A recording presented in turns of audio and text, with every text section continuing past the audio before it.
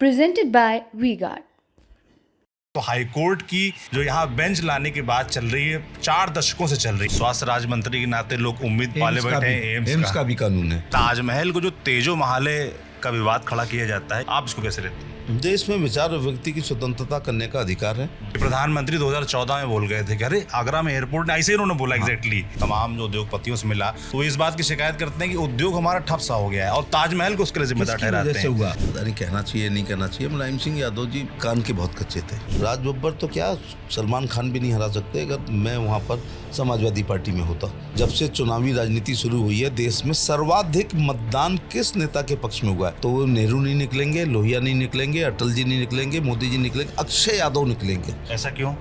Booth capture. जिस अखिलेश यादव ने कहा था मैं एक भी बार प्रचार के लिए नहीं आऊंगा, तो मैंने कहा था कि अगर हफ्ते भर में नहीं बुला लिया तो मेरा नाम एसपी सिंह बघेल नहीं है।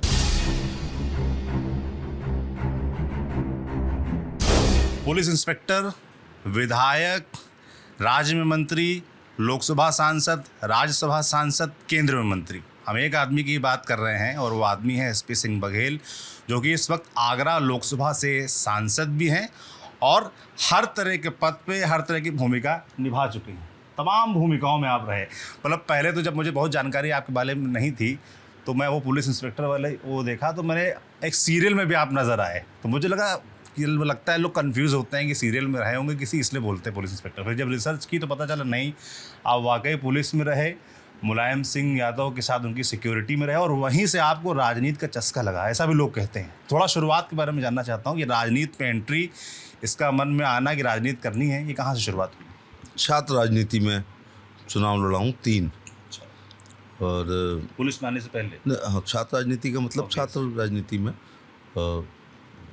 वहाँ से सक्रिय हुआ। लेकिन बीच में ऐसा लगा जब कुछ छात्र राजनीति के अध्यक्षों से बात हुई तो बड़ा जीवन आर्थिक रूप से विपन्नता वाला जी रहे थे वो लोग, तो या ठेकेदारी कर रहे थे जिनका जलजले होते थे। तो मुझे लगा कि जो है नीली बत्ती है ये स्थायी है, 35-40 साल रहती है, और लाल बत्ती है वो बहुत अस्थायी है। एकदम हो गया चेंज की नई नौकरी करनी है। तो मैं 21 साल का हुआ तो पहली बार में ही फॉर्म भरने में मेरा चयन हो गया। और दूसरी बात हम अपने बैच के टॉपर्स में से हैं, तो ऐसे आ गया। फिर बाद में लगा कि नहीं, मैं तो मुझे तो सिविल भी कर सकता था। मैंने 21 साल में एकदम ये फॉर्म भर के पहली नौकरी क्यों ले ली? तो मैं एमएससी करके गया था, उसमें विश्वविद्यालय में मेरी 2nd पोजीशन थी। अच्छा। फिर मैंने लॉ की और पुलिस में रह के, तो उच्च शिक्षा सेवा आयोग से एक वैकेंसी निकली डिग्री कॉलेज में लेक्चर्स के लिए। तो मेरे सब्जेक्ट में मैंने एमएससी मिलिट्री साइंस में की है, तो उसमें 7 या 8 वैकेंसी थी, तो मैंने फॉर्म भर दिया। कमीशन ने मेरा चयन कर लिया, उच्च शिक्षा सेवा आयोग इलाहाबाद, जो बड़ा कठिन होता है। फिर आगरा कॉलेज, आगरा में जब प्लेसमेंट हुआ तो ये कॉलेज ने मुझे बहुत प्रभावित किया। ये उत्तर भारत का सबसे अच्छा कॉलेज जिसमें 18,000 बच्चे हों, 1823 का वो कॉलेज है। फिर मुझे लगा कि पुलिस से इस्तीफा दे के राजनीति करेंगे तो खाएंगे क्या? तो ये हमारे एडिट कॉलेज होते हैं जिसमें रिजाइन नहीं करना पड़ता है। अच्छा। जैसे विश्वविद्यालय के प्रोफेसर्स को आप देखते होंगे, एडिट कॉलेज हैं हमारे, बेटर देन गवर्नमेंट कॉलेज, लेकिन एडिट कॉलेज हैं। तो वहाँ से शुरुआत हुई और मुलायम सिंह जी ने मुलायम सिंह यादव यूथ ब्रिगेड का प्रदेश अध्यक्ष मुझे बनाया जी। तो क्योंकि आपकी पहले जब सिक्योरिटी में आप उनकी थे तो क्या तब कुछ बातचीत हुई राजनीति को लेकर कि मैं ऐसा कर लेता हूँ, एक बैकअप प्लान तैयार कर लेता हूँ और राजनीति करूँगा? क्या इसको लेकर कुछ बातचीत हुई थी आपकी? जिस समय मैंने ये फॉर्म भरा था उच्च शिक्षा सेवा आयोग में लेक्चर का, उस समय मुलायम सिंह जी चीफ मिनिस्टर नहीं थे और मुझे याद आ रहा है एनडी तिवारी साहब मुख्यमंत्री थे। तो एक दिन फॉर्म भर के भूल ही गए क्योंकि जॉब में थे तो ज़्यादा चिंता नहीं थी। एक दिन कॉल लेटर आया, इंटरव्यू दिया, इलाहाबाद में जाकर सिलेक्शन हो गया। इसमें कोई दो राय नहीं है कि उनके आश्वासन पर फिर थोड़ा ये लगा कि हम तो उनके फैमिली मेम्बर हैं, तो ये सिक्योरिटी में तो कितने आए होंगे कितने गए होंगे। मैं इटावा का रहने वाला हूँ और पारिवारिक रिश्ते 50 साल से हैं, तो उस वजह से उनका संरक्षण मिला, उसमें कोई दो राय नहीं। उन्होंने मुलायम सिंह यादव यूथ ब्रिगेड एक संगठन था जो कुछ था नहीं, उसको मैंने बहुत ही बूथ तक ले गया था। अच्छा। और उसके बाद फिर यहाँ से राजनीति शुरू हुई। फिर आया 1996 का लोकसभा चुनाव और पहली बार आपको बागी होते हुए लोगों ने देखा। समाजवादी पार्टी से टिकट क्यों नहीं मिला? आप बता रहे परिवार के सदस्य थे, घरेलू संबंध थे, उनके कहने आश्वासन पे ही राजनीति में आए, पर आपको लगा कि 96 का मतलब पहला आते ही लोकसभा चुनाव लड़ जाना है और आप उतर गए, बसपा से उतर गए। क्योंकि इस 3 साल में मैंने गाँव घूम लिया था और उसमें क्या हुआ कि पता नहीं कहना चाहिए नहीं कहना चाहिए, मुलायम सिंह यादव जी बहुत ही अच्छे नेता थे। एक अवगुण था कि कान के बहुत कच्चे थे। अच्छा। तो ये कोई कानाफूसी कर दे, मैं फील्ड में घूमता रहा, लोग लॉबिंग करते रहे, तो हमारे ही जात के एक आदमी को टिकट दी जिसको कत्ल के केस में आजीवन कारावास था। आज उस समय ये नियम नहीं था 2 साल वाला, कत्ल के केस में आजीवन कारावास था, हाई कोर्ट में रिट थी, बेल पर थे। तब ये लगा कि नहीं, मैं बहुत नज़दीक हूँ तो ये दूरी ये ख़त्म हो गया कि होते तो फिर मैं अपनी जात का नेता हूँ तो टिकट नहीं है तो उसका मतलब मैं नहीं हूँ। उसका रिजल्ट ये आया कि उन सज्जन को 80,000 वोट मिले और मुझे 1,55,000 बीएसपी से मिले। तत्कालीन बीएसपी को बहन जी की जात के अलावा कोई नहीं देता था, तो ये 2 जातियों के वोट थे। बघेलपुरा मेरे साथ और बहन जी ने दिया, इसमें कोई दो राय नहीं। उस समय की बसपा को कोई चारपाई भी नहीं देता था बैठने के लिए। 1,55,000 वोट पाके मैं 38,000 से केवल चुनाव हारा। अगला टिकट इसी वोट के आधार पर जिस सज्जन को दी गई थी उनकी जमानत जब्त हुई, वो तीसरे पर आए, तो फिर 16 महीने बाद टिकट आसान नहीं रहता ना। आप बसपा से लड़े, आपने करीबी फाइट दी, फिर आप सपा में वापस आ गए, ये कैसे चमत्कार हुआ? फिर आप जीते 3,000 वोटों से। हाँ, मैं 2700 वोटों से जीता। अच्छी स्टडी करके आप आए हैं, लेकिन उस समय भारतीय जनता पार्टी का दौर था। 70-72 के 67-68 MP आते थे।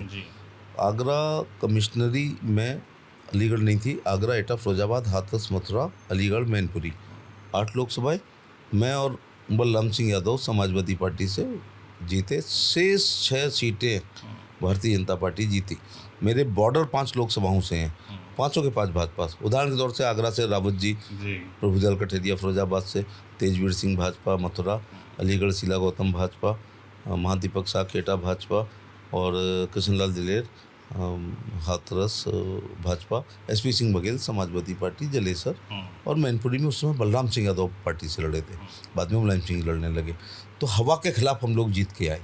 उसके पीछे वही था फील्ड वर्क। हाँ, तो 2700 से जीतना आज के हिसाब से 10 लाख से जीतना है। क्योंकि अटल जी, अडवाणी जी और कल्याण सिंह जी का दौर हुआ, चरम पे थी, और राम मंदिर आंदोलन, बीजेपी चरम पर थी। और उदाहरण बता रहे हैं कि हमारी सभी सीटें भाजपा जीती थी, मैं अकेला यहाँ पर समाजवादी, फिर दोबारा जीता, फिर तिबारा जीता, फिर परसिमन आयोग ने जलेसर खत्म कर दी। बस यही इस पे एक और सवाल बनता है कि परसिमन आयोग ने जलेसर खत्म कर दिया। अब इस पे कई लोग कहते हैं कि खत्म इसलिए कर दी क्योंकि एक नेता उभर रहा था। मुझे नहीं लगता। और मुलायम सिंह यादव आपको टिकट देना नहीं चाहते थे, क्या ऐसा वाकई होता है? ऐसा हो सकता है? देखिए, हर पार्टी का आयोग में एक मेंबर होता है। जैसे राम गोपाल जी समाजवादी पार्टी से, सतीश मिश्रा BSP से थे, और कल्याण सिंह जी भारतीय जनता पार्टी से परसिमन आयोग के मेंबर थे। मैनपुरी को अच्छा बनाने के लिए, एटा को अच्छा बनाने के लिए केवल एक ही तरीका था कि जलेसर लोकसभा की 5 सीटों को 5 लोकसभाओं में भेज के और इसे ख़त्म किया जाए। तो आई एम द लास्ट, जैसे Bahadur Shah Zafar was the last emperor of the Mughal dynasty. तो मैं जलेसर का, आज कोई गूगल करता है तो जलेसर आता नहीं है, विधानसभा आती है। तो मैं हैट्रिक मानना बहुत बड़ी बात है। 3 चुनाव जीते, तीनों में अंतर पार्टी से और एक ही लोकसभा से लगातार। मुझे याद है कि मैं 3 कार्यकाल में समाजवादी पार्टी की दिल्ली में 23 रात रुका था केवल। आज के हिसाब से 1 महीने में 23 दिन रुकें और 7 दिन का भी दौरा कर लें तो एंटी इनकम्बेंसी नहीं होगी। तो ये छोटी मोटी बात है कि 3 कार्यकाल में 23 नाइट स्टे इन दिल्ली, उसका भी हिसाब है। लोकसभा लंबी चल गई, कई बार 12 बजे 1 बजे तक। मैं रोज़ आता हूँ एवरीडे, जिसको मुख्यमंत्री जी अभी कह के गए, क्या हम अपने शब्द अपने CM के मुंह में डाल सकते हैं कि ऐसा बोल दो? तो उन्होंने कहा हम दोनों 4 बार MP साथ में रहे, दोनों ने एक साथ जीतना शुरू किया। 3 बजे के बाद इनको लोकसभा में कभी कोई देख ही नहीं पाया है। जो पहली ट्रेन होती है उससे ये लोग आ जाते हैं। तो जब परसिमन आयोग ने इसको ख़त्म किया तो मैंने फिरोजाबाद मांगी। तो समाजवादी पार्टी से आपने फिरोजाबाद मांगी तो क्यों नहीं मिली? क्योंकि आप 3 बार के सांसद। इसकी लम्हों ने खता की, सदियों ने सजा पाई। मैं घमंड की बात नहीं कर रहा हूँ, उस वजह से डिम्पल यादव को हारना पड़ा। राज बब्बर तो क्या, सलमान खान भी नहीं हरा सकते अगर मैं वहाँ पर समाजवादी पार्टी में होता। स्वाभाविक बात है, अपना वोट ट्रांसफ़र करता हूँ, अब तो दुनिया मानने लगी ना। तो अखिलेश यादव, ये बहुत इंपॉर्टेंट बात है कि अब कहते हो ना साजिश क्या होती है। साजिश ये होती है कि अखिलेश यादव जो ऑलरेडी कन्नौज से 2 बार के एमपी थे, बड़े मार्जिन से जीतते थे, वो 2 जगह लड़ने आए, फिरोजाबाद और कन्नौज। किस लिए? इसलिए नहीं, ये आपने जाके मुलायम सिंह यादव शिकायत नहीं की कि आपके राज्य में मैं नेता बना, 3 बार सांसद बना? इतिहास में दर्ज हो इसलिए बात करना चाहूँगा। मैं 3 बार का एमपी, चौथी बार मैं भेड़ नहीं चलाऊँगा, ठीक है ना। मैं पुलिस जब छोड़ के आया हूँ तो राजनीति के लिए आया हूँ। कोशिश करूँगा कभी दल ना बदलना पड़े, लेकिन अगर आप अन्याय होगा तो ठीक बात नहीं है, तो विद्रोही बनना पड़ता है। तो कहने का मतलब ये है कि अखिलेश 2 जगह क्यों लड़े? क्या वो प्राइम मिनिस्टर के कैंडिडेट थे? क्या वो कन्नौज से हार रहे थे? अब एक ऐसी बात आपको बताने जा रहा हूँ जिसको ख़ास तौर से समाजवादी पार्टी के लोग समझें। वो लोग सोचते हैं ये छोड़ गए वो छोड़ गए, नहीं, ये लोग 2 जगह लड़ते हैं, फिर ये इस्तीफा देते हैं, फिर इनके घर में जो 25 साल का होता है वो वहाँ आकर के लड़ता है। फॉर एग्जाम्पल, तथ्यों पर आधारित, साल के आधार, मुलायम सिंह यादव 2 जगह लड़े। कौन कौन सी सीट? कन्नौज एंड संभल। इस्तीफा दिए, अखिलेश यादव आए क्योंकि 25.5 साल के हो गए थे। फिर मुलायम सिंह यादव 2 जगह लड़े, जिसमें मैनपुरी प्लस संभल, मेरे को याद बहुत रहता है। इस्तीफा दिया, धर्मेंद्र यादव आए, ओके। फिर मुलायम सिंह यादव 2 जगह लड़े, इस्तीफा दिया तो तीसरी पीढ़ी का तेज प्रताप आए। फिर अखिलेश यादव 2 जगह लड़े, इस्तीफा दिया तो डिम्पल यादव आई। अब मेरा कहने का मतलब है, एक ऐसा आदमी जिसका समाज देश में उसके साथ हो, उसकी काट करके अपने घर में 5वां सांसद बनाने के लिए आप पूरी जात का नुकसान कर दिया, तो मुझे लड़ना पड़ा। मायावती ने आपको 2 बार टिकट दिया, 2009 में आपको टिकट दिया, फिर उपचुनाव में भी टिकट दिया। मायावती से क्या बातचीत हुई, कैसे एंट्री हुई? पीएचडी करो इस पर पीएचडी करो कि मुलायम सिंह यादव जी ने मुझे जलेसर जैसी सीट पर, जहां पिछले 2 चुनाव में उनकी जमानत जब्त हुई थी, 91 में और 96 में, ठीक है, और 98 में जीत रहा हूँ, तो वो पूरा जताते हैं तो 96 भी जिता लेना चाहिए था। तो 91-96 जमानत जब्त और 98 में 80,000 से 3 गुना वोट पड़ गया, ओके। तो कुछ तो है या नहीं है? अब इन्होंने 3 बार हारी हुई सीट दी, 3 बार जीत दी गई। जिस समय बहन जी की सरकार थी और अपने 230 एमएलए थे, उस समय वो मुझे चुनती हैं कि तुम अखिलेश यादव से लड़ सकते हो। मैं लड़ा। आप गए कि उन्होंने बुलाया? क्या हुआ था? उन्होंने बुलाया। और वो चुनाव, कभी मैं एक वोट ज़्यादा कम नहीं बताता हूँ, 64,000 से मैं तब हारा जब कल्याण सिंह जी और मुलायम सिंह जी एक हो गए। भाई इसको भी बताना, तो गठबंधन तो होते हैं, लेकिन सपा मुलायम सिंह कल्याण सिंह एक हो जाएंगे, ये कल्पनाओं में भी नहीं था। मंदिर और मस्जिद एक हो जाए, उत्तरी ध्रुव दक्षिणी ध्रुव हो जाए, तब अखिलेश यादव मुझे 64,000 से हरा पाए। ये मेरे जीवन का सबसे ईजी इलेक्शन था जो मैं जीत सकता था। लेकिन आज भी बाबूजी के लिए कहना चाहूँगा कि वो अपनी जात के पोप थे, उनका फतवा जारी होता था। उन्होंने 1.5 लाख अखिलेश को केवल अपने समाज का जब वोट डाला है, उस लोकसभा में 2 लोधी राजपूत विधायक हैं, इसका मतलब वोट है, तब जाकर के मैं 64,000 से आ रहा हूँ, वरना 64,000 से ही अखिलेश हारते, 70,000 से। अब मैं हार गया, कोई बात नहीं। और उपचुनाव में क्या हुआ? उसमें तो बसपा की सरकार थी। इस्तीफा दिया। अब ऐसा कभी इतिहास में हुआ है कि जनरल चुनाव लड़ो, 3 महीने बाद फिर लड़ो उसी सीट पर? तो इसका मतलब है जीतो, नहीं तो बहुत सम्मान के साथ वोट लाओ। तो ये बड़ा उदाहरण है, तारीफ की बात नहीं है कि मेरे को अखिलेश से लड़ा रही है। जब मैं हार गया तो जात बदलो और व्यक्ति बदलो, उसी आदमी को फिर 3 महीने बाद उसी फैमिली से लड़ाया जाता है। और अगर वो चुनाव राज बब्बर नहीं, अगर मैं डिम्पल को प्राप्त मतों में अपना दे दूँ उस पार्टी में होता, मैं कोई नहीं, हीरो हीरोइन चलेगी वहाँ पे फिरोजाबाद में। अब ये कहानी है। अब सुनिए, भारतीय मेरे को बीएसपी ने फिर राज्यसभा दी। ये अभी अगला सवाल मेरा यही था कि आपको बसपा ने 3 टिकट दिए, आपको 2 बार लोकसभा लड़ाया, फिर राज्यसभा भी भेज दिया। फिर ऐसा क्या हुआ कि आपको भाजपा अच्छी लगने लगी? आप भाजपा में आ गए? कर रहा हूँ कि राज्यसभा, इतना स्पष्ट बयान कोई नहीं देता। Rajya Sabha is the highest obligation in the politics. हींग लगे ना फिटकरी और रंग चोखा आ जाए, ओके। लेकिन जब पूरा देश मोदी मोदी मोदी मोदी कर रहा है, मैं क्षेत्रीय दलों में रह के केवल सड़क, स्कूल, बिजली, पानी, नाली, खरंजा, फाइनल रिपोर्ट, चार्जशीट, बंदूक का लाइसेंस करता रहा जिंदगी भर। लेकिन फिर इस अच्छा ये दल बदल नहीं है, यहाँ पे भी आओ। राज्यसभा 6 साल की, माने गोद का बच्चा है आपके पास, स्वस्थ बच्चा, और लोकसभा वो भी फिरोजाबाद की, पेट का बच्चा, लात पड़ी अबर्सन हो गया, पड़ी ना मेरे बूथ कैप्चर हुए ना वो। अब यहाँ पर जरा अपनी जनता को ये बताओ कि ये देश की राजनीति का पहला उदाहरण है कि 3 साल की राज्यसभा छोड़ करके मैं उत्तर प्रदेश की सबसे खराब सीट पर लड़ा। तो ये दल बदल है, अपॉर्चुनिटी है या सहयोग है? तो राज्यसभा से अगर मैं राज्यसभा से इस्तीफा दिए बिना लड़ता, हार जाता, तो 3 साल राज्यसभा और रहती, निधि मिलती, तनख्वाह मिलती, बंगला मिलता। सिद्धांत तो कुछ होना चाहिए ना। इस्तीफा पहले दिया और हार गया वो चुनाव में। क्या हुआ उस चुनाव? अभी आपने बोला बूथ कैप्चरिंग, 380 ये बूथ कैप्चरिंग क्या है? सूचना के अधिकार में केवल एक बात पूछ लो आप कि जब से चुनावी राजनीति शुरू हुई है देश में सर्वाधिक मतदान किस नेता के पक्ष में हुआ है? तो वो नेहरू नहीं निकलेंगे, लोहिया नहीं निकलेंगे, अटल जी नहीं निकलेंगे, मोदी जी निकलेंगे, अक्षय यादव निकलेंगे। ऐसा क्यों? बूथ कैप्चर मास लेवल पर। तो तब तो ईवीएम आ चुकी थी। ईवीएम में सुबह से कोई बैठ जाए, गोली चला दे, भगा दे। अरे भाई आप परसेंटेज देखो। मैंने क्या कहा, सूचना के अधिकार में एक बात पूछ लो कि आज़ादी के बाद 52 से लेके सर्वाधिक मतदान, वोट नहीं परसेंटेज, तो श्री अक्षय यादव निकलेंगे। और वही अक्षय यादव अभी हार जाते हैं जब उनकी सरकार नहीं होती है।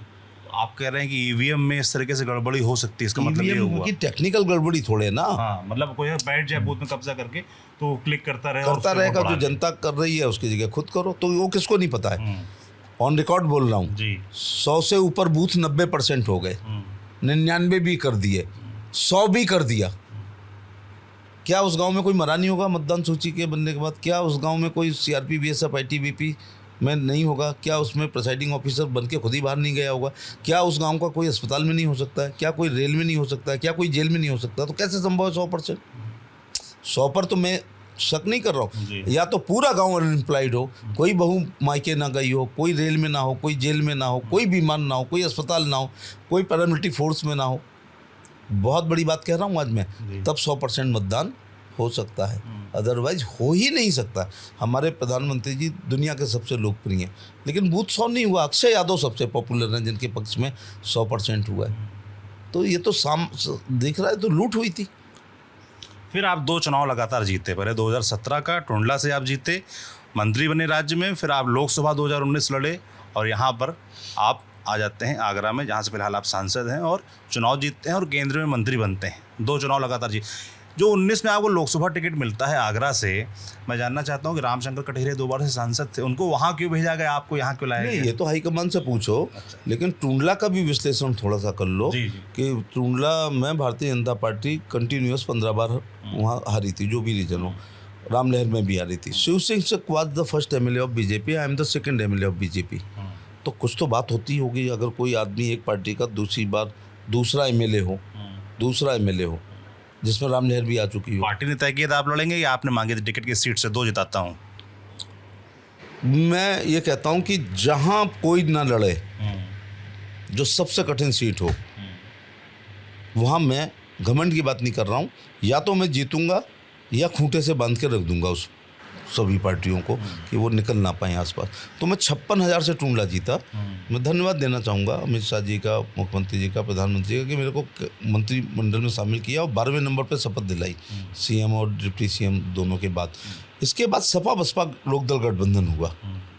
तो स्वाभाविक बात, ये दलितों की राजधानी है, मुस्लिम चूंक मुगल रहे हैं उसकी राजधानी। उसमें देहात में एक विधानसभा एतमादपुर, एक जलेसर है, जो यादव बाहुल्य जलेसर नंबर 1 पर है वहाँ पर सभी जातियों में।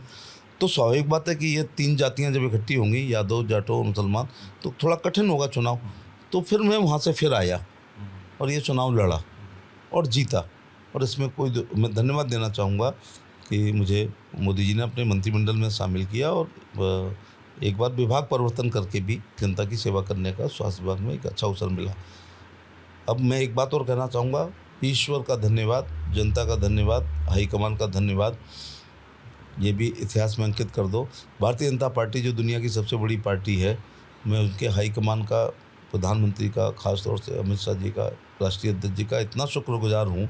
हार जीत जो भी हो, मुझे 10 साल में 5 टिकट दी हैं। 14 लोकसभा, 17 विधानसभा, 19 लोकसभा, 22 करेल विधानसभा, 24 आगरा लोकसभा, ये एक रिकॉर्ड हो गया। करेल के आपने जिक्र कर दिया है तो मैं उसके बारे में जानना चाहूँ, क्या अनुभव रहा वहाँ पर? अब वो सीट जाहिर सी बात है मुश्किल थी, आपको वहाँ लड़ना पड़ा और आपको हार का सामना भी करना पड़ा लगातार के चुनाव की जीत के बाद। तो ये बताओ ना कि फिर वहाँ जीता कब कोई है। तो कहने का मतलब है एक स्ट्रेटजी भी होती है हाईकमान की, या तो जीतो या परेशान करो।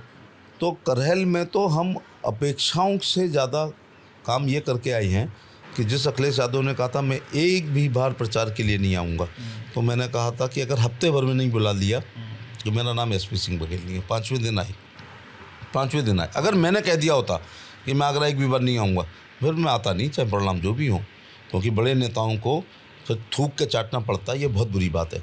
ये निकाल लेना, नॉमिनेशन वाला दिन उनका निकालो करेल का, फिर उनकी बाइट निकालो, उसमें उन्होंने कहा 4 चीज़ें प्रमुख, ये मैं एक भी बार नहीं आऊँगा, सर्टिफिकेट लेने आऊँगा। मैंने कहा 5 दिन में नहीं, हफ्ते भर में नहीं बुला लिया तो मेरा नाम बदल देना। 5वें दिन उनको करेल में रैली करनी पड़ी।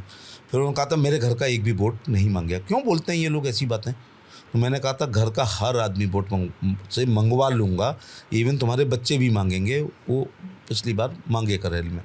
और 1 सेकंड के 100वें हिस्सा, माइक्रो बात कर रहा हूँ समय की, के लिए राम गोपाल यादव, धर्मेंद्र यादव, अक्षय यादव, तेज प्रताप यादव, डिम्पल यादव बगल की सीट मैनपुरी भोगांव भी नहीं गए। 20 दिन ये खूंटे से बंधे। अगर एक आदमी एक दिन में 5 सभाएं करता तो 5 लोग कितने करते जी? 25। तो 20 दिन में कितने करते? 500। हमारे राउंड तक, तीसरे राउंड तक 165 सीटें थी। इसका मतलब है 165 सीटों पर अगर ये लोग प्रचार के लिए निकलते तो 3 सभा करते। आज उतारा हेलीकॉप्टर, 5 दिन बाद फिर उतारा, 5 दिन, तो मुझे लगता है 100, 200, 500, 1000, 2000, 4000, 5000 तक हारने वाले सभी समाजवादी पार्टी के लोग जीत जाते हैं। क्योंकि अगर सभाओं से नहीं जीतते हैं, वोट नहीं बढ़ता, तो क्यों लोग जाते हैं?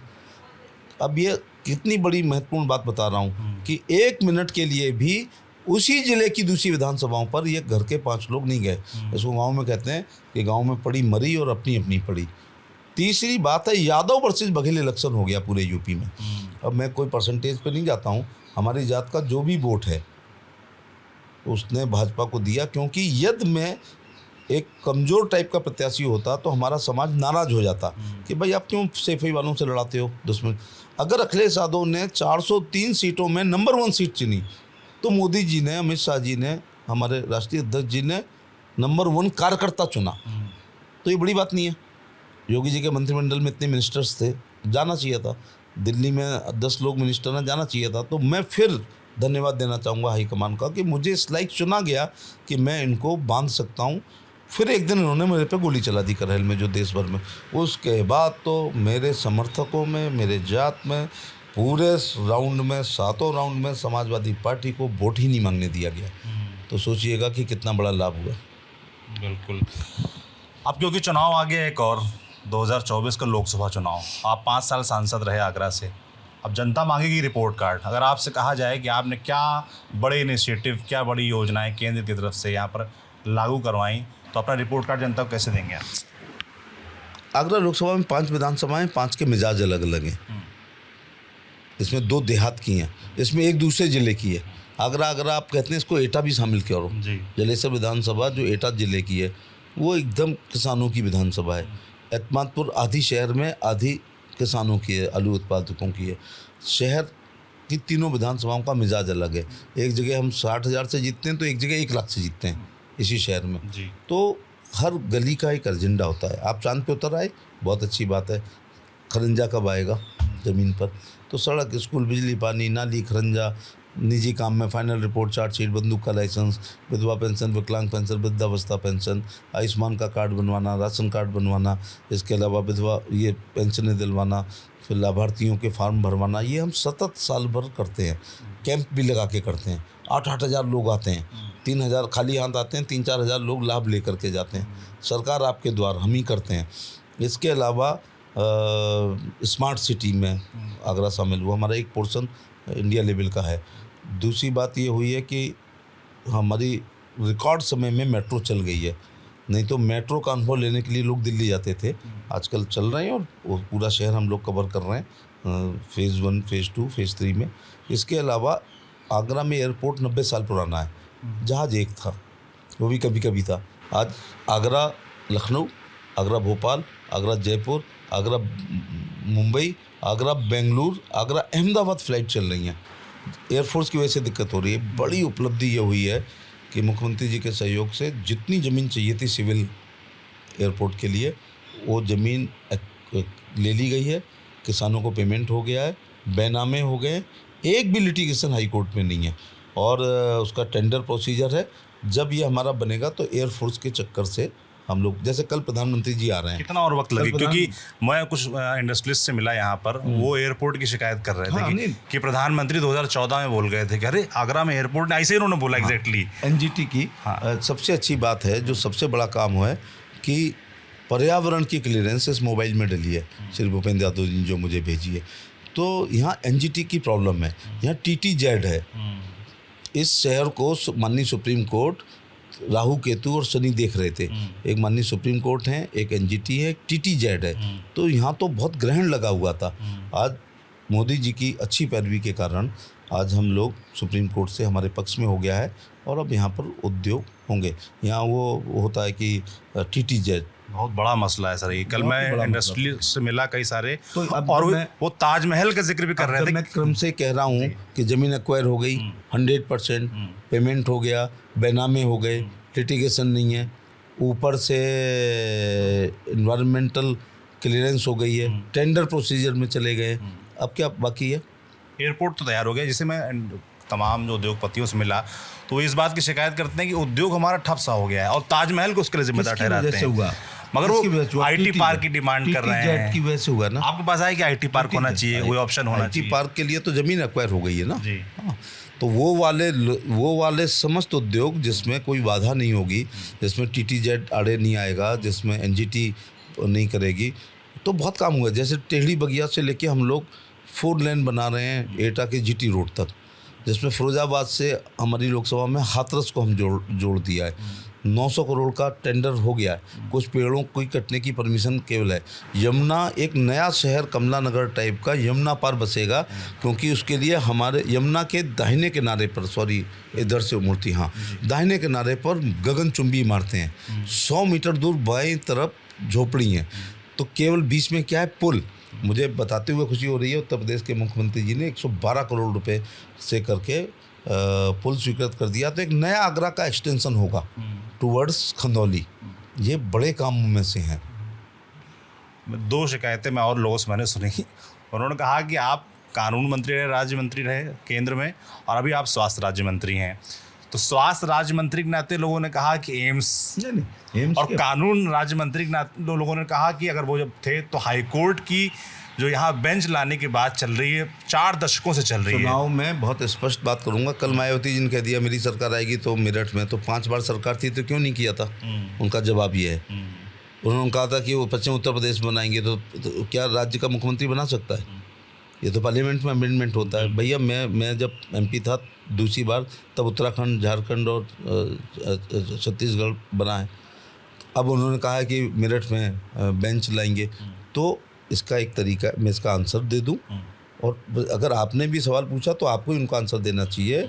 हाई कोर्ट के लिए नियम है कि उस राज्य का हाई कोर्ट का chief justice of the high court एक फुल प्रस्ताव राज्य के मुख्यमंत्री और गवर्नर साहब को दें, और वो लोग केंद्र को लिखें। तो 1 मिनट लगता है बनने में। ना केंद्र डायरेक्ट बना सकता, ना राज्य सर बना सकता। हाई कोर्ट का प्रॉपर आंसर है। इस समय पूरे देश में एक भी हाई कोर्ट की बेंच विचाराधीन नहीं है, क्योंकि किसी भी हाई कोर्ट के चीफ जस्टिस ने उस राज्य में दूसरी बेंच के लिए प्रस्ताव ही नहीं भेजा है। Proper answer. आप लोग रिक्वेस्ट नहीं कर सकते जाके इस के विषय पे? अनऑफिशियल कई बार कहा गया। हमारे मेरठ से अथवा गाजियाबाद से पाकिस्तान का लाहौर हाई कोर्ट पास है, वहाँ पश्चिम उत्तर प्रदेश से शिमला पास में है, हमारे इधर इलाके से जयपुर हाई कोर्ट पास में है, दिल्ली हाई कोर्ट पास में है। लेकिन 700-800 किलोमीटर पर जो है इलाहाबाद का हाई कोर्ट है। और अब हाई कोर्ट बड़े लोग नहीं जानते हैं, सिपाही का ट्रांसफ़र करो, ट्रांसफ़र पॉलिसी के अनुसार नहीं हुआ हाई कोर्ट जाएगा। 2 भाई ज़मीन के लिए हाई कोर्ट जाते हैं, ये सड़क ना बने हाई कोर्ट जाते हैं, ये घंटा घड़ियाल ना बजे हाई कोर्ट जाते हैं, डीपीसी नहीं हो रही है हाई कोर्ट जा रहे हैं, प्रमोशन नहीं हो रहा हाई कोर्ट जा रहे हैं। आम लोग अपने न्याय के लिए हाई कोर्ट जाते हैं, इसलिए दूरी कम कर देनी चाहिए। दूरी कम कर देनी चाहिए। और स्वास्थ्य राज्य मंत्री के नाते लोग उम्मीद पाले बैठे हैं एम्स का भी कानून है, एम्स का भी इसी प्रकार से कानून है। लेकिन हमने 700 करोड़ रुपए super speciality Asian medical college के लिए, 700 करोड़ इंटीग्रेटेड पूरा अस्पताल बन रहा है। चेंज आ गया है। जो लोग, ये आगरा प्राइवेट नर्सिंग होम के लिए जाना जाता है, लोगों का एशियन मेडिकल कॉलेज में इतना बड़ा विश्वास हो गया है कि वहाँ लाइन लगती है आजकल। तो उसको पर्याप्त, केवल एम्स नहीं लिखा है लेकिन एम्स की सारी सुविधाएं जो है एशियन मेडिकल कॉलेज में को मिल रही है सुपर स्पेशलिटी के लिए। और जो भी होगा, अब अगली बार विभाग कुछ भी हो सकता है, लेकिन जब हम कानून मंत्री नहीं थे तो हाई कोर्ट की बेंच को लेकर के मैंने खुद ने आंदोलन किया। लेकिन सिंपल प्रोसीजर है भाई, इसको नहीं मानेंगे लोग कि उच्च न्यायालय के इलाहाबाद के चीफ जस्टिस सीएम साहब को और गवर्नर साहब को लिख दें, अगर लिख दें और वहाँ से एक लाइन आ जाए कि लिखा हुआ है मोदी जी 100% जहाँ के लिए वो लिखेंगे, जहाँ के लिए लिखेंगे वहाँ बना दिया जाएगा। ये पॉलिटिकल डिसीजन नहीं होता है हाई कोर्ट की बेंच को लेकर के। आखिरी सवाल मेरा आपसे है, आगरा की होटल इंडस्ट्री वालों से मैं मिला, वो बड़ा इस बात से शिकायत कर रहे थे कि लोग यहाँ आते हैं पर रुकते नहीं, स्टे नहीं करते, ताजमहल देखते हैं और एक्सप्रेस वे पकड़ के दिल्ली वापस लौट जाते हैं, वहाँ से एयरपोर्ट पकड़ के अपना जहाँ जाना निकल जाते हैं। तो इस वजह से उनका उद्योग जो है बढ़ नहीं पा रहा।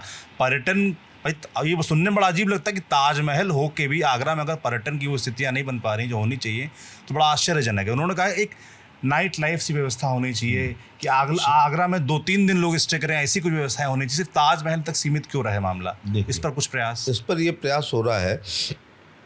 एक तो सोचा था कि पर्यटक ज़्यादा आए, आवागमन के ज़्यादा अच्छा सुविधा से नुकसान हो गया। ताज एक्सप्रेस चली, बड़े खुश हुए पर्यटक, बड़ा शताब्दी रुकी। मैंने स्वयं समस्त राजधानियाँ रुकवाई हैं इस कार्यकाल में, नहीं जलेसर के एमपी के रूप में ऑन रिकॉर्ड बोलता हूँ। चेन्नई राजधानी हमारी देन है, बेंगलोर राजधानी हमारी देन है। हमारी देन का मतलब है रेलवे कहती है, आपके पत्र संख्या इसका आप ग्रहण करें जिसमें आपने कहा था, वो आपको बताते हुए हर्ष हो रहा है कि ये मान ली गई। आज मुंबई राजधानी, बेंगलोर राजधानी, चेन्नई राजधानी, वंदे भारत 2, गतिमान 1, प्लस एक्सप्रेस हाईवे, ठीक है ना, प्लस लखनऊ का एक्सप्रेस हाईवे, प्लस टुंडला में शताब्दी रोक दी। टुंडला में 8 गाड़ियाँ। Tundla is the extension railway station of the Agra city. Kamlanagar के लोग कैंट देर में आएंगे उधर, ये सब हमने किया। उससे यात्रियों को सुविधा मिली, आगरा शहरवासियों को सुविधा मिली, लेकिन यात्रियों को अब वो वापस जाने लगे। थोड़ी अफवाह होती है, दिल्ली लॉबी भी कुछ है। तो हमारा ये प्रयास रहेगा, जिसको ताजमहल मैं बोला भी पार्लियामेंट में कि ये ताजमहल को रात केवल 10 बजे तक, जैसे आप पूर्णमासी को करते हैं, मान लो 3 तारीख को पूर्णमासी है, तो मालूम है ताजमहल कितने दिन खुलता है? 1 और 2 और 3 और 4 और 5। पूर्णमासी से 2 दिन पहले, पूर्णमासी के 2, जब 5 दिन सिक्योरिटी की व्यवस्था हो सकती है। और देखिए रात में ताजमहल की कल्पनाएं हैं, बादल आ गया, 50 का डेलीगेशन जाता है, 200 मीटर दूर से देखता है, जब तक उसका इनले वर्क उसके नज़दीक जाके नहीं देखो। तो जब 10 बजे तक CISF सिक्योरिटी कर सकती है, 5 दिन जी, 5 दिन रात 11 बजे तक कर सकती है, तो आम दिनों में 10 बजे तक क्यों नहीं कर सकती है? इसको पर्यटन मंत्री को हम लोगों ने दिया। मीनाक्षी लेखी यहाँ पर आई थी। मैंने इन्हीं आगरा के व्यापारियों के साथ 3 बार किशन रेड्डी साहब से मुलाकात कराई है, प्रोसीजर में है ये। माननीय सुप्रीम कोर्ट, अब क्या है, आर्टिफिशियल लाइट पड़नी चाहिए जी। जब हम रात में सुई में धागा डाल लेते हैं, रात में पोस्टमार्टम हो जाता है, रात में बैडमिंटन का मैच हो सकता है, टेबल टेनिस की छोटी बॉल का हो सकता है, क्रिकेट का बॉल का कैच ले सकते हैं, तो क्यों ना नुकसान रहित रोशनी डाल करके हम ताजमहल पर्यटकों को दिखाएं। हल्का कभी पीला दिखे, कभी नीला दिखे, कभी गुलाबी दिखे, और वहाँ पर कोई खतरा भी ना हो। अब क्या लिखते हैं ये SI के लोग, कीड़ों के पेशाब में एसिड होने के कारण धब्बे पड़ सकते हैं। अरे भैया, वर्ल्ड लेवल का टेंडर करो, विज्ञान का छात्र हूँ। रोशनी के उद्गम स्थल पर कीड़े आते हैं, बल्ब के पास पतंगा आता है, शमा के पास पतंगा आता है। तो ऐसी मूविंग लाइट पड़े, जैसे हम 50 साल पहले सर्कस होता था तो हमारे गांव पे लाइट पड़ती थी, तो क्या वो नुकसानदायक होती थी जी? क्या वो त्वचा के लिए? तो ऐसे हम लोग प्रोसीजर में इतनी अच्छी बातें बोली, ये आपने SI या पर्यटन मंत्रालय को नहीं बताएं कि ये सब होना चाहिए? निश्चित तौर से पर्यटन एक बड़ा उद्योग है। विश्व का कोई भी देश पर्यटन की दृष्टि से आता है तो आगरा का ताजमहल मद्देनजर रखता है, बाद में जयपुर, जोधपुर, उदयपुर, मुंबई जाता है जी। तो धार्मिक पर्यटक भी हो गया है। आगरा के एयरपोर्ट से और जेवर के एयरपोर्ट से आएंगे लोग, ताजमहल कम आ रहे हैं, बिहारी जी लोग ज़्यादा जा रहे हैं, ठीक है ना। काशी विश्वनाथ 1 लाख से ऊपर लोग देख रहे हैं, शिरडी 1 लाख से ऊपर लोग देख रहे हैं, तिरुपति बालाजी 1 लाख से ऊपर लोग आते हैं। धार्मिक पर्यटक बहुत ज़्यादा बढ़ा है। तो आगरा के एयरपोर्ट से 50-60 मिनट में लोग मथुरा पहुंच जाया करेंगे। शनिवार इतवार को यहाँ एक भी रूम खाली नहीं रहता है, और शनिवार इतवार को यूपी 80 गाड़ियाँ कम हो जाती हैं, UP 14, UP 15, UP 16, DL, HR और RJ। तो ऐसी बात नहीं, हमारे यहाँ पर्यटक बहुत आ रहा है। पर्यटक रात में रुक सके, इसके लिए मैंने तो अधिकारियों से कहा भाई इसको गोवा का समुद्र तो नहीं डाल सकते हैं, लेकिन night life, roof top roof, dam की बात भी हो रही है पीछे, ताकि पानी आ सके। टॉप रूफ, रूफ टॉप कुछ रेस्टोरेंट को आप लोग मान्यता दें, थोड़ा विशेष। लेकिन ADA बहुत अच्छा कर रहा है।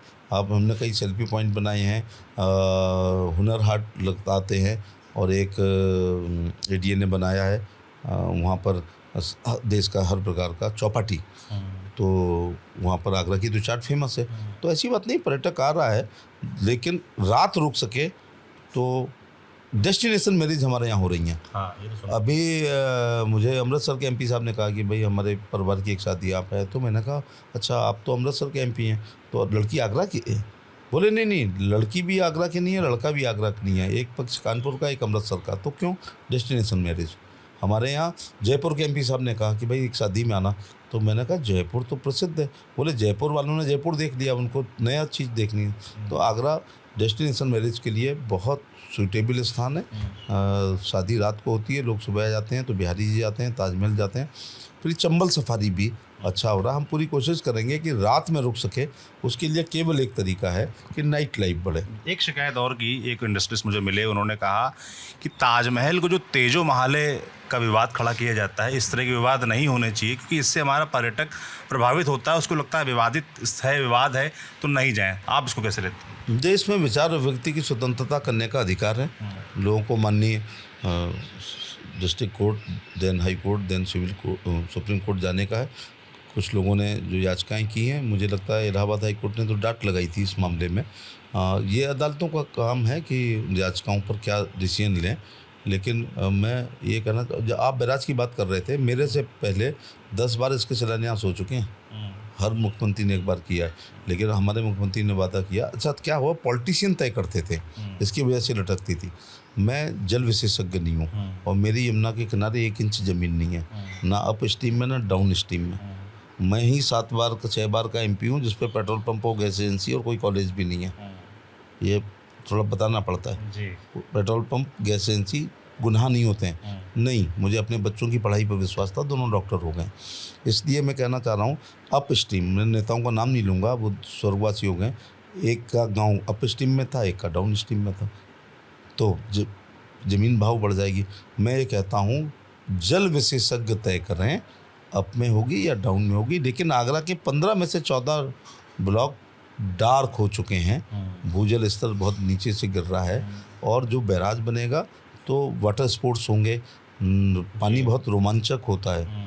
और दुनिया का पर्यटन टेम्स पे, मिसिसिपी पे, नाइल पे, वोल्गा पर, इवन भारत में गोमती पर, और अहमदाबाद में जो प्रधानमंत्री जी ने रिवर फ्रंट बनाया है, तो अमेरिका के राष्ट्रपति को भी वहाँ दिखाने ले जाते हैं। तो ये हम बना के रहेंगे।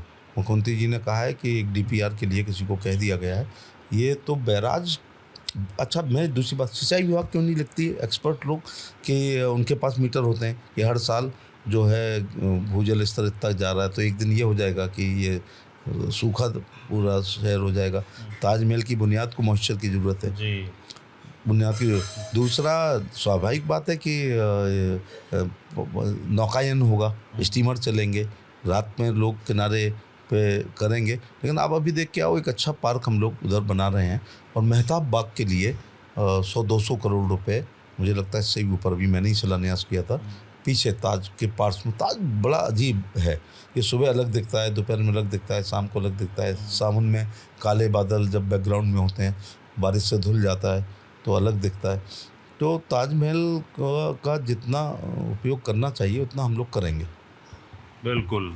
तो ये थे SP सिंह बघेल साहब, तमाम सवालों के जवाब दिए। आगरा को लेकर क्या योजनाएं हैं, क्या क्या काम किए, उनका जवाब दिया। आपको ये बातचीत कैसी लगी हमें कमेंट बॉक्स में लिखकर ज़रूर बताएं। बाकी देखते रहिए TV9 डिजिटल। शुक्रिया।